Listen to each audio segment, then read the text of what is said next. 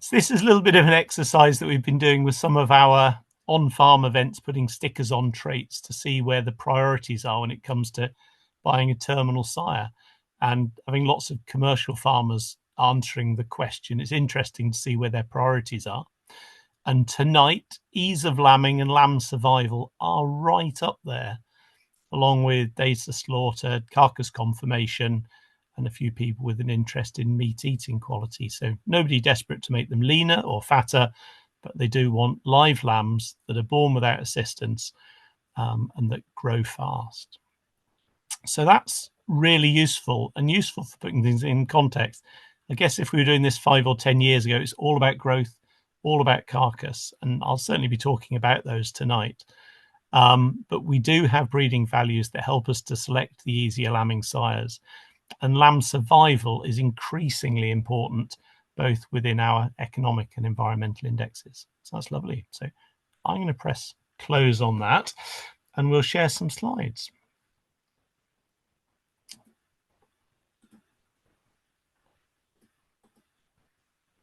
Lovely. So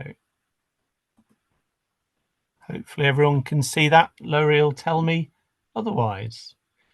So thought I'd talk. Can they see them okay, Laurie? Spot on.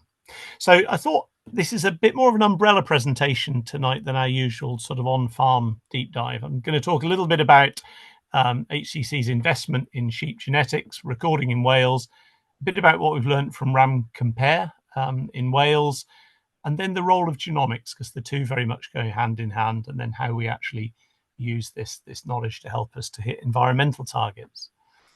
So I guess I should introduce myself, really. Sam Boone, I'm actually part of the Signet team within AHDB. I've had the privilege to work alongside HCC for a couple of decades, scarily enough. Farmer's son from Norfolk and an amateur poultry fancier. So if you've got any chicken-related questions, feel free to add those on the chat as well. So why are genetics important to HCC? Well, they're a fantastic way of actually enhancing the performance of the Welsh flock. They represent a way to create a permanent change in the performance of our sheep, cumulative change, so a small change year on year on year will build on that performance over time. And because of those two factors, it's a highly cost-effective way to create change within our populations. And traditionally, we've always thought about how we can use genetics to make the most money, to hit our economic breeding goals. But increasingly now, we can also think about how we can use genetics to hit our environmental breeding goals. And Heather and I are going to talk a little bit about that towards the end of the presentation. So how does HCC use Levy to support genetic improvement? Well, they actually do it in 3 ways. The first is that direct support to produce the genetic evaluations that are produced through Signet. The numbers are crunched up at SIUC, and that's underpinned. We use Levy to actually support the production of those breeding values and that straightforward data analysis. However, to help us to go faster, to lift those rates of gain, it's really useful to have support to collect additional phenotypes.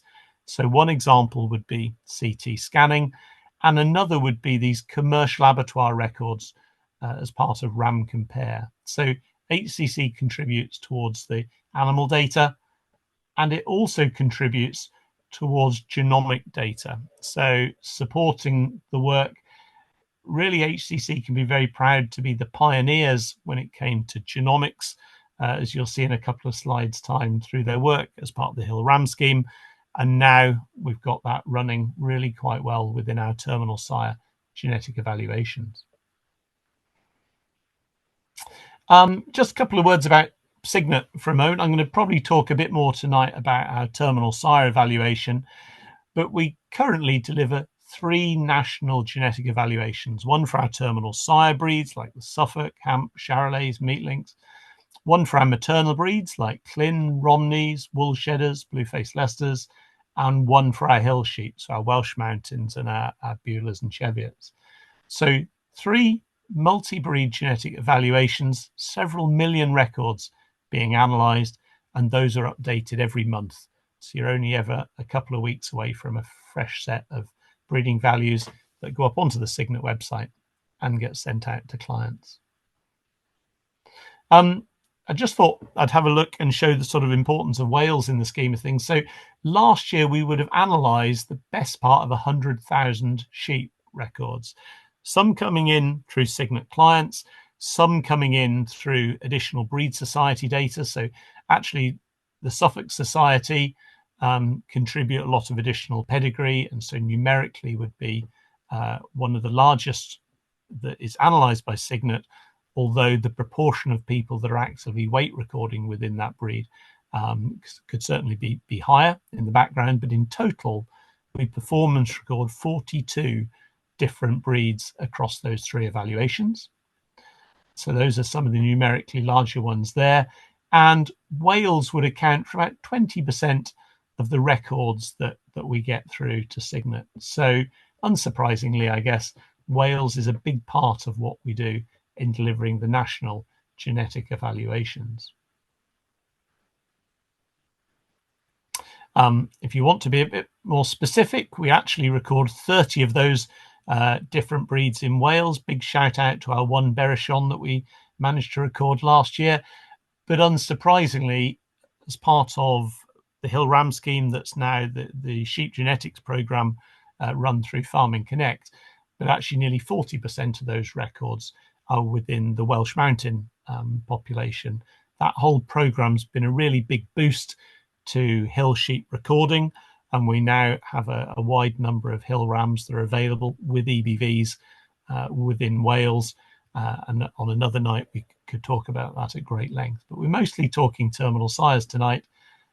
Just a sort of one interesting fact when we look at the data is that typically we have between 5 and 8% of those animals that we knew about last year genotyped on the database. But when we come to Wales and genomics, as part of those breeding programs, actually nearly 40% of those animals have a genotype that's used and is available for use within genetic evaluations. So it's no surprise that Heather and the team have asked me to talk a little bit about genomics as part of this wider presentation. Oh, there we go, an arrow, just in case you missed it. So first of all, I'm going to talk a little bit about RAM Compare. So RAM Compare is our national progeny test, now in its 9th year, funded by AHDB and HCC across in Wales. We have a number of industry supporters and collaborators helping us to actually get that data from the abattoirs into our evaluations, keeping our sheep healthy at all stages and helping us on that genomic journey. So there's Alwyn sort of calibrating his scales there by the look of it.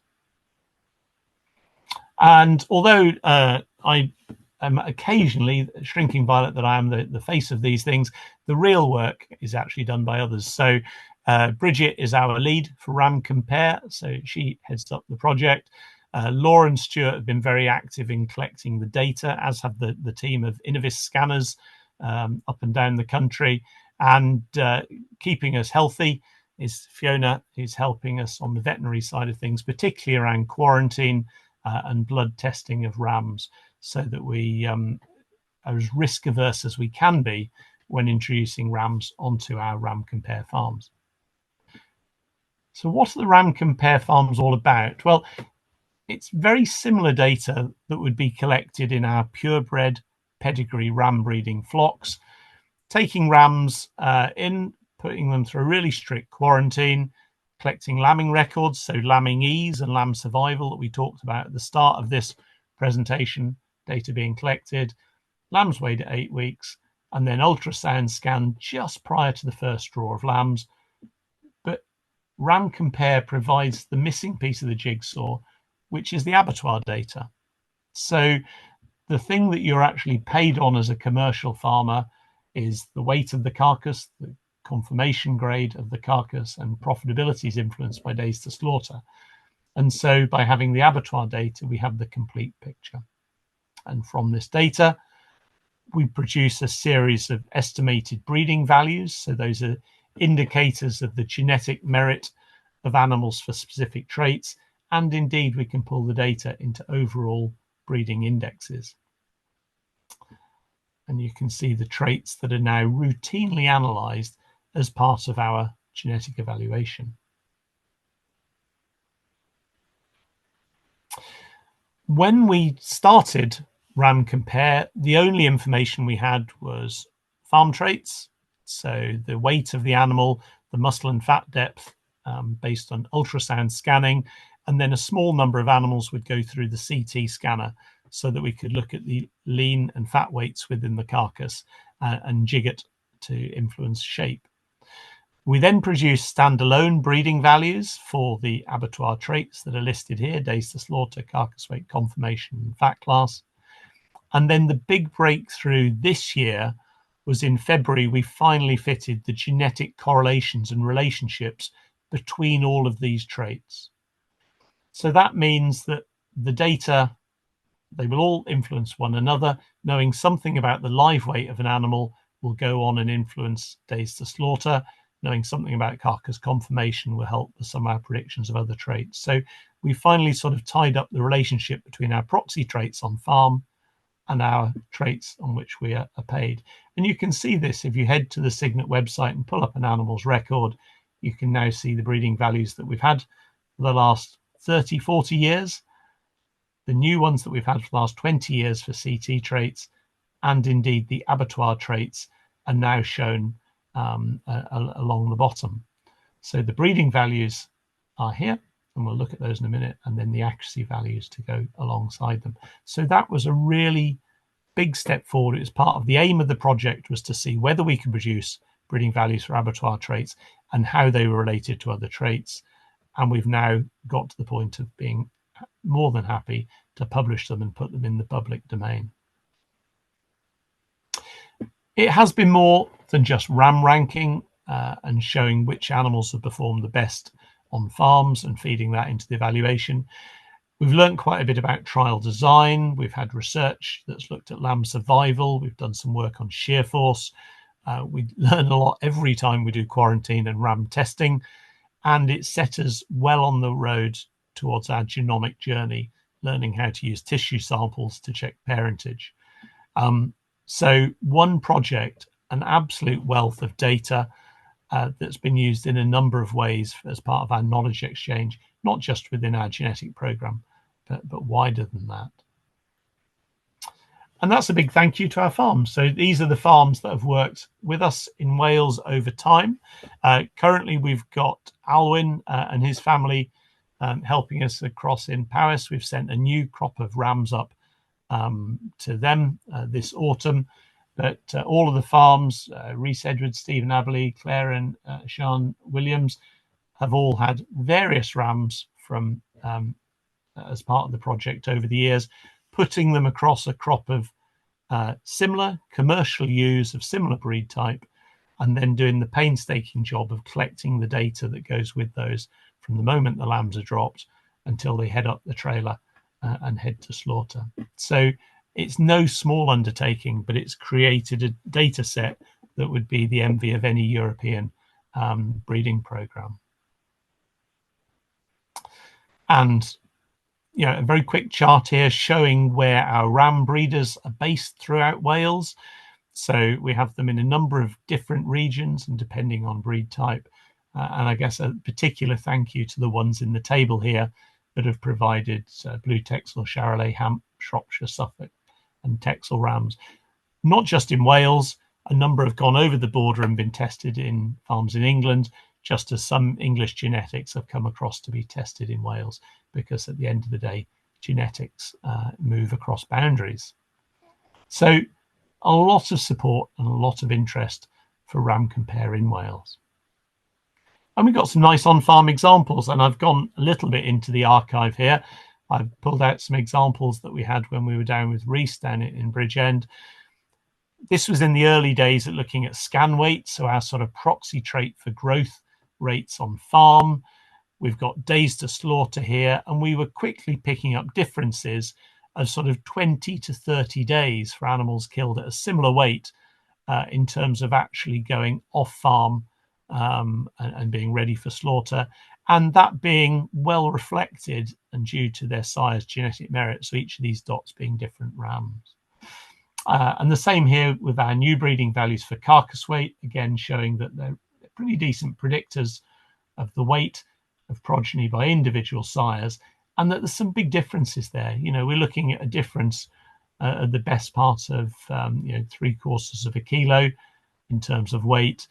And at the time, and prices have gone up since, but Reese was easily seeing a £5 to £6 a lamb benefit looking at some of the top sires that we were sending him compared to some of the rest. And to be fair, they were all decent rams being tested. We look at a little bit of Alwyn's data from a previous year, and again, carcass weight along the bottom, and then this is what the progeny actually went on and did. And again, differences here. We've got a difference of a kilo between top and bottom, fairly consistent with results shown on other ram compare farms. And again, this £5 a lamb story doesn't sound much per lamb, particularly when lamb prices are high, but multiply that up over a ram's working lifetime. It's going to be dropping you 150 lambs, you would hope, if he's fit and fertile and active, and he should be. And so that's easily an extra £750 you can have just for shopping around and buying the rams with the right genetics for your system. And a nice indicator here of consistency as well. So I thought I'd show you this example from last year. This is our reference ram, a Charolais Culthorois Benjamin. This is his performance on 4 different farms, including the nuttings across in Wales, versus the flock average. So you can see on the farm in Cornwall and in Wales, actually lambs going away much faster. And I'm not just talking a few days here, I'm talking about 2 or 3 weeks earlier than the flock average. And if we actually, so on some farms they're going away faster, and on these other farms here, they're tending to go away heavier. So you either get them away earlier or you take them on to heavier weights at roughly the same age. And here you've got a benefit again of the best part of a kilo. So what's really important to show there is an animal with really good genetics on 4 very different but all commercial systems, all trying to make good use of foraging, getting lambs away, and you're seeing that consistency of performance. And again, that's a really important message to show, and it shows why we have such confidence in the breeding values that we use, even if we can't spell the word slaughter. So we've got all this information. How do we actually use this information? Well, actually, some of the messages are very similar to the ones that we've produced for a number of years. So here we've got this Charolais ram bred in Wales. He's got a scan weight EVV of +4, means he's got the genetic potential to be 4 kilos heavier. And we've talked about that before. But what the ram compare data shows is that has a really strong impact on days to slaughter. If anything, that increasing growth rate has a bigger impact on getting lambs away faster than it does on carcass weight. This is a ram that's really high for muscle depth, and what we saw there in the progeny was a really big increase in terms of conformation. So there's a good link there between muscle depth and carcass conformation, and muscle depth will also have a small influence as well on overall carcass weight. And we can see that, as is often the case with the heavily muscled animals, they tend to be a little bit leaner at the same age. So it's an animal that's got the potential to either have slightly leaner progeny, or you can take the rams up to heavier weights without being penalized for fatness.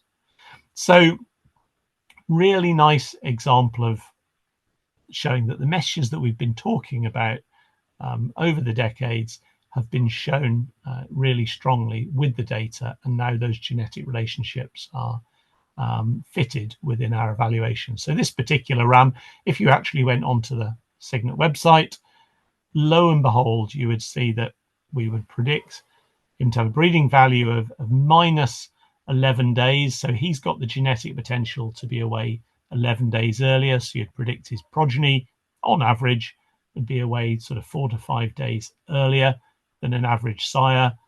And he's got the ability to produce carcasses the best part of a kilo. His progeny would have kilos, best part of a kilo heavier,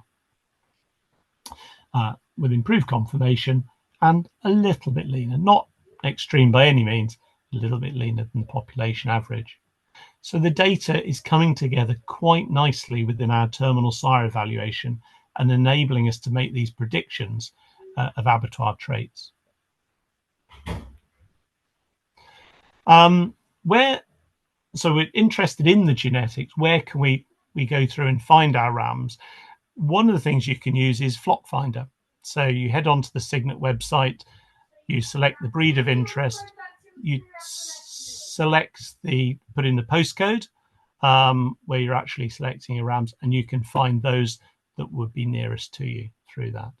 Now, in terms of talking about ram selection, I guess a bit like Marley's ghost, I have Fiona appearing here, reminding us a little bit about flock health in the background. I don't know whether Fiona's there and wishes to unmute and chat. Fiona, do you want to remind us of some of the things that you make me do when I want to go and just bring a ram and get on with it? What are some of the things we should be testing for within our quarantine period? Yeah, brilliant. Thanks, Sam. So there are a lot of things that somebody like me is worried about when we buy into a flock, and there are some things that we can test for. It's always a massive challenge because the tests are not necessarily brilliant, but we do what we can to ensure that we maintain the health status of the flock everything's going into. And if you imagine you literally just go and buy from 5 different farms, then you have to accept the fact that your health status for your own flock is then going to be the equivalent of the worst of those farms you buy in from. So that's the trouble with ill health or with disease. Once you've bought it in, it's always incredibly difficult to get rid of it. And so what we try to do as much as possible is maintain the flock's health and test before we bring nasty things in. So that's what we're doing. And the diseases that we're particularly looking for on Ram Compare, one is sheep scab, which sounds so obvious, but you'll be amazed how often, well, Sam's not because he knows, he sees the results, but other people would be amazed how often we end up being worried about sheep scab. We always treat animals as they arrive with we always inject them, but we still test to make sure that injection has worked and we don't bring sheep scab in. Sheep scab, CLA, caseous lymphadenitis, that's when you get lumps around the neck. We test for that. We test for Johne's disease. We check the muck for that. And we check for meaty. And that's just because those are the diseases that we can test for. That there's others that we need to be worried about, but we can't necessarily do a lab test. So we just do what we can. And it's fair to say, I don't think Cygnet flocks are any worse than any others. I think actually the converse is true. And yet we're still surprised that we have rams that we either need to turn around or we need to treat to make double sure. And without Fiona, I mean, she's helped us dodge some bullets over the last 9 years, where just simply because we're buying 70, 80 rams a year, the law of statistics would have suggested that we would have hit a problem. And actually, she's managed to avoid that by and large with these really stringent measures. Yeah, and there's also, I mean, we often get rams that end up being lame or have eye disease or brisket sores that, which arguably are a bit more noticeable. We don't have to go to a lab for those, but we don't want to be introducing things onto farm or indeed paying money for something which isn't good value. So yeah, it's always interesting, but it's a good message to people to just, whenever they buy something in, to at least have a think about it, speak to the vet.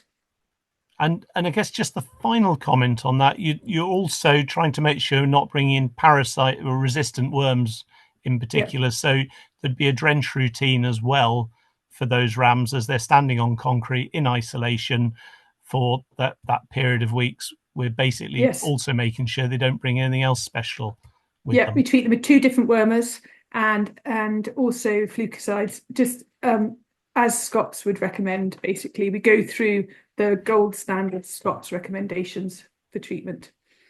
Lovely. And it's all to protect the flocks that they're coming into. Yeah. Thank you very much indeed. Right. There we go. So thank you, Fiona. Hopefully you can see the slides again. So, oops, there we go. So that is the excitement that's genetics. That is the excitement that is health. But what are the next steps? Well, the other big exciting thing that happened in February, as I said, is that we were able to go genomic with our genetic evaluations. These 3 breed societies are actively genotyping sheep and have been doing for several seasons. And that's partly to do with sire verification. So making sure that the rams that are sold are by the sires, and in some cases the dams as well, that they're supposed to be by, and by and large that they are. But inevitably, you will get occasions when animals get mixed in the lambing sheds, as all of you will know. And this just nips it in the bud and says, actually, it's not this animal. But often we can use sire discovery to help identify the true sire in the background. And that's a great use of genomics. But all 3 of these societies were saying, Sam, what else can you do? It is expensive. We know that we have genomic evaluation of the dairy industry. How can we lever more value from that? And so actually in producing a genomic breeding value, it's all the boring stuff that we've been doing for the last 20 years. It's the same initial process of getting pedigree and performance data, producing estimated breeding values for those measurements, and producing breeding indexes and producing a set of EBVs. But then the next step is to genotype that animal, to have a look at the strands of DNA and to look at specific markers along that strand of DNA. And if you find certain genetic markers that always arise in the really heavily muscled animals, then it's logical. So the animals with very high muscle depth EBVs, then it's perfectly logical to assume that those areas of genetic variation are the cause of the breeding values that we see for muscling. And the same is true for other traits. So you start building up an association between the DNA profile of the animals that confer to these specific traits. And once you've done that, the exciting thing is that you can go to an animal that you don't know anything about, look at its DNA, and start making predictions about its genetic merit. So if this animal had the same regions that influence very high muscling in these ones, then you would start to predict that a little bit about its muscling. We're at an early stage. The bigger this data set gets, the more accurate the prediction gets of the other animals. And it isn't a magic silver bullet so that nobody ever has to weigh or scan an animal ever again. Far from it. You still need to keep the flow of phenotypes coming in to support the genomic prediction. But it does help fill in gaps. It does help find animals that may be useful or interesting outcrosses in our population. But equally, it does rely on the animals that are genotyped to be reasonably closely related within that breed structure. And it isn't just, so we can use that and it will lift the accuracies of our breeding values for both the measured animals and the unmeasured animals, though arguably the biggest gain, ironically, is in the unmeasured population. So genomics have a number of areas where they're important and influential. One is in parentage verification. So that's really important within our genetic evaluations. Secondly, they're of interest where there's major genes. So sheep farmers are actually ahead of the beef and the dairy world because of their knowledge of scrapie, which was one of the important major genes that we have that we know influences susceptibility or resistance to scrapie. But then since then, we've got major genes influencing muscling. So myostatin being a classic example where the status is quite variable in Charolais in particular, and that influences shape of the hind quarter. We have nasty recessives that will occasionally arise. So within the Texel breed, you will have heard a little bit about microphthalmia, which influences, can cause blindness within lambs in that very small number of animals that pick up 2 copies. So by finding those animals with 1 copy, you can take those out of the population. And there's an interesting bit of research up at Nottingham that we're working, where they're looking at a gene that may be a candidate influencing resistance or susceptibility to meaty. So the more we learn about major genes, the more we can go back to our genotype, our gene profile, and identify animals with different status. Really good for increasing accuracy values, and particularly accuracy values for traits that are very expensive or difficult to measure. So traits measured through the CT scanner, that's a real benefit there to genotype the CT scanned animals. That's why HCC will pay to have the CT scanned animals genotyped, and then that will help our prediction of CT traits in the non-measured animals. And also, a bit like the dairy industry uses it to select bulls at a younger age rather than waiting for their daughters to enter the milking herd, in the same way we can use it for our predictions of genes that would typically only be seen once a ram's daughters enter the breeding flock. The other thing that's unique to sheep is that it also helps us to make a better comparison between flocks. The Achilles heel of any sheep breeding program is the lack of genetic linkage between flocks, certainly since the sort of reduction in activity or the discontinuation of the sire reference schemes that used to put that framework in place. And I believe that genomics is a small part of the solution to help us to do a better job. We certainly see that in our hill sheep breeding programs.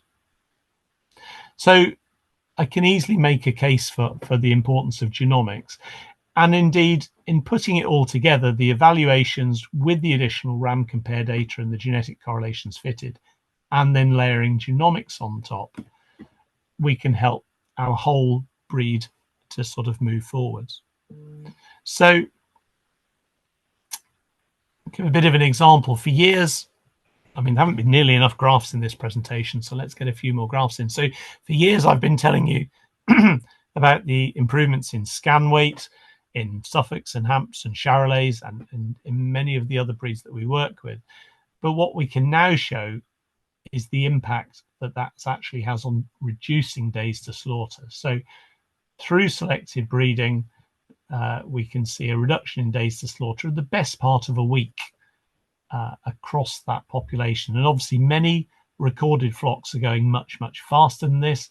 This is just the average of a population of both recorded and unrecorded genetics. This increase in scan weight also shows we've increased the genetic potential for carcass weight. So the best point of 0.2, 0.3 of a kilo in terms of carcass weight.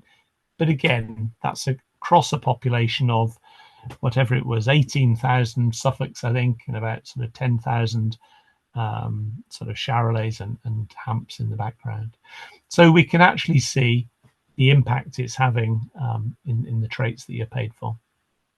Same story for muscle depth. So this is muscle depth on a weight-adjusted basis. And again, we can see, particularly since we changed the way that we analyze muscle depth, we've seen a big increase, certainly in Charolais and Hamp, in terms of muscle depth. Across the Suffolk population, it is relatively static. But again, the proportion of Suffolk flocks recording isn't particularly high at the moment. And I got plenty of Suffolk flocks that would be making very, very fast rates of gain as individuals. But what it does show is that that's tending to also result in an increase in conformation. And as we saw on the previous graph, an increase in carcass weight. And now that we've got more abattoir data going in and genomics, we've got the potential for this to grow much faster in the future. And for completeness, we talk about fat depth. People get very excited about fat depth and talking about the degree to which sheep are or aren't getting leaner. It's actually been relatively static. It's fallen a little bit where breeds have selected really strongly for muscling, because if you increase muscling at a fixed weight, they'll tend to get a little bit leaner. But you can see that not a massive change in terms of fatness across the population. We're not producing super lean genetics. What we are doing is producing sheep that are finishing faster and going off the farm faster. So that's part of the story that we've learned there, even if I can't spell leanness. That's quite a bit in terms of production traits and traits that will make more money. Probably the next thing to think about is traits that can help us hit some of our environmental breeding goals. So sheep are fantastic for the environment. At the end of the day, they're turning grass that I certainly can't eat and digest into protein that's nutritious that we can. So they're fantastic in making use of a material to produce an edible food source in a world that's very short of protein. But also accepting that there's differences between those animals in their overall carbon footprint, and recognizing that methane is part of that story, and looking at areas where we can reduce methane. And I'd much rather than reducing the size of the national sheep flock to hit potential targets of methane reduction, to just identify those sheep that are really efficient in what they do. So there's a number of things that we have recorded and enhanced for years that have all helped to reduce the carbon footprint of lamb production. So getting ewes that will successfully rear twin lambs rather than singles, reducing lamb mortality, making sure more lambs are sold, increasing the proportion of meat in the carcass, and also selecting for parasite resistance, because heavily parasitized animals will also tend to have a poorer carbon footprint, are all a direction of travel that we'd want to go in anyway. Probably the one we just need to think about is the impact on mature size. Traditionally, selecting for increases in lamb growth rate has also tended to increase ewe mature size, but by measuring ewe mature size, we can actually select against that and select for greater efficiency and reduce our carbon footprint.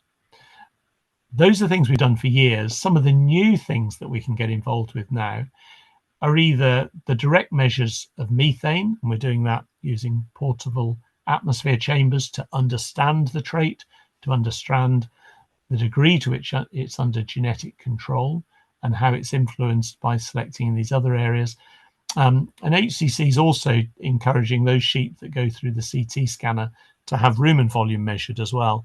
So that's another potential proxy trait that may be informative in this overall story about methane production. And just a little shout out for the Breed for Change project. We're not talking about it much tonight because of all the other areas that we've packed in, but this is particularly looking at the breeding ewes. So a collaboration with Innovis, who are the lead on this project, Clin breeders, Dorset breeders, wool shedding breeders through the Ex-Lana group. And they're looking at all of the genetic attributes that influence sheep's carbon footprint, including measuring methane directly, but also all of those proxy traits, so that where we have retailers in particular or government that are interested in knowing about those sheep with a low carbon footprint, we can point them out and help to select for those animals.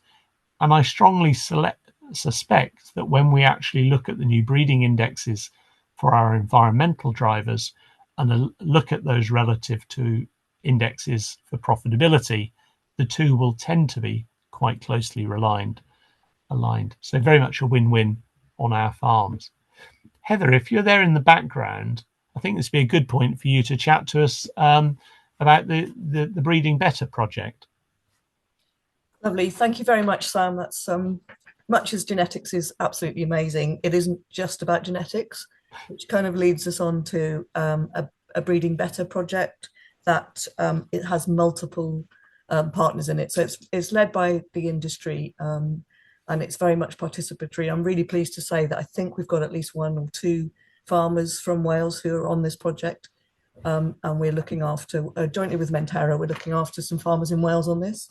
And it's all about, it's run by the Agri-Food Network, Agri-Food for Net Zero, AFN network.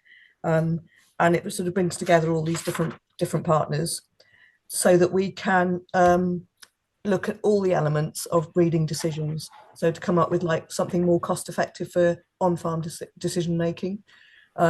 They are doing carbon footprinting, costings, and then strategies are being modelled with different scenarios. And to back all this up, there's an extensive literature review that combines both scientific literature and grey literature to go into this mix of this project. And I think, as we all know, it is very complex and very variable. And what they have found so far, looking at the literature, is that there are very different approaches, but many approaches can be successful. It's about getting the right strategy for the right farm in the right context. So on that note, it's a shameless plug for save the date for the 30th of September for the online workshop, which is open to everybody across the UK to join into it. And on the next slide, actually, I think Sam, you might have to do that, please. Oh. Is the flyer. Please save the date for the 30th of September. And if you're feeling really keen, you can scan that QR code now and sign up straight away. So with that, I'll hand back to Sam. Lovely. Thank you very much. I'm just giving them a moment or two to start scanning their barcodes, but I'm sure if they email you, you can give them further details, Heather, if they need it. Lovely. So that was just really a little bit of a summary from me. It's giving you a little bit of an update of a number of areas where HCC are working in terms of sheep genetics. I guess the key message is that many farms still underutilise the genetic variation that exists within our populations when it comes to ram buying. There's lots of information out there. Just 2 clicks on your smartphone would tend to bring up the breeding values for many of the rams that may be on your farms or on farms of interest. And we've talked a bit about HCC's investment in genetics and the tools that we now have that essentially do a better job, both finding the most profitable sheep and lower carbon footprint. And if Heather's doing shameless plugs, then we're going to get some in, aren't we? So Laura, who you haven't heard from tonight, but does most of the work in Cygnet these days, she's up across tomorrow, an event with Farming Connect, so you can Google the details there. And then they're letting me out of the office next week, and I'm very much looking forward to doing 2 events across in both South Wales and North Wales, again talking about breeding and genetics. And head to the Farming Connect website and the sheep genetics program. I'm sure you'll see all of their details. Lovely. I'm going to stop sharing, Heather, and we can see whether there's anybody still there. And I don't know if we told them to put questions in the chat. We did actually, yes. We did ask them to put some questions in the chat, but we do have some from people that are who weren't able to join us tonight but have registered. Yeah, which one shall I pick?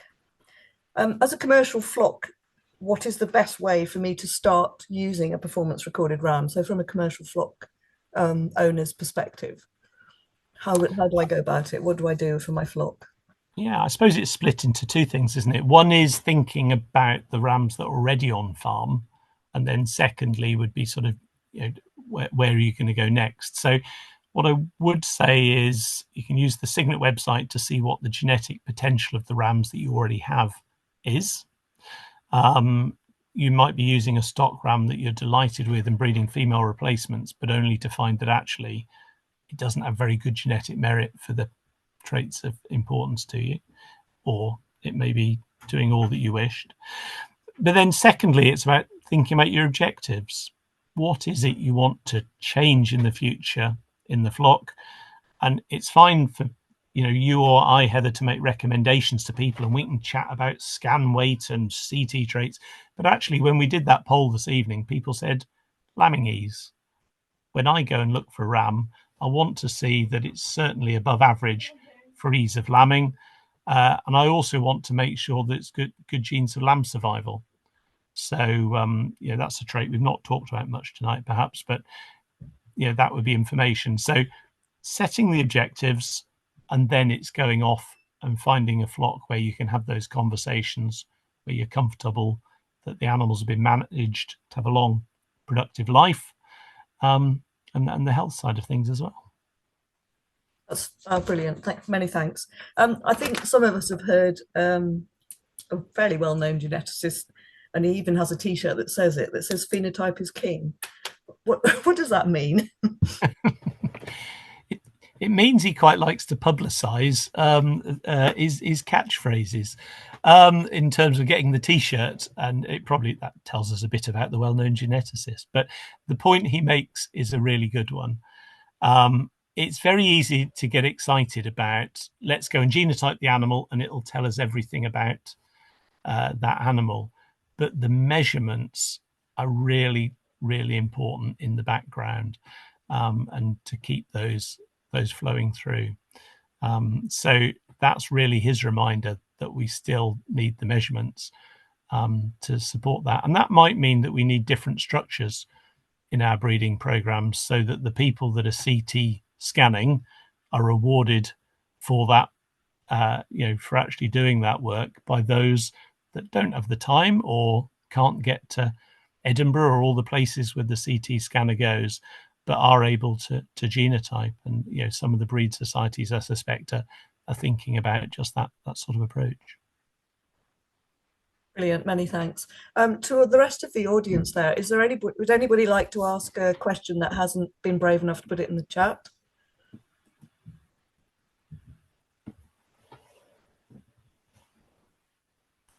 They're all having the tea. They are, yes. Yeah. It's all right. Okay. Well, I think with that, I think it's probably time to close the webinar. But if anybody does have a burning question, please let me know fairly quickly. So firstly, I'd like to thank Sam very much indeed for his excellent presentation, and thank you very much, Fiona, for chipping in, and for Bridget for all the work that she does behind the scenes that we all know the project would not function without her, and Laura. So thank you all very, very much. And it is actually brilliant to see farmers that were in at the beginning, very first iteration of RAM Compare on this call, and then also farmers that have only just very recently joined and are newcomers to it. So thank you all very much for coming and sticking with RAM Compare. There's a massive thank you from my end, and I probably didn't do it correctly within the presentation, but it's from both ends, isn't it? The farmers themselves spend a tremendous amount of time getting this data in, getting it right, letting Fiona manhandle all of their rams and keep, giving them more challenges to keep their flock safe, and then the likes of Laura and myself going in, getting the flock in for all the scanning. So tremendous amount of work there, but also for the ram breeders. They provide rams at a value, but below the market value, recognizing that that's valuable data that's contributing towards their breeding program, often driving quite a few miles to get them out and delivered on farm. And it is so nice to see some of them here tonight. So diolch yn fawr. Okay, well, with that, I think, unless anybody else has got any more questions, I'd just like once again, so thank you all very much. Diolch yn fawr and nos da. Lovely. Thank you all. Bye-bye.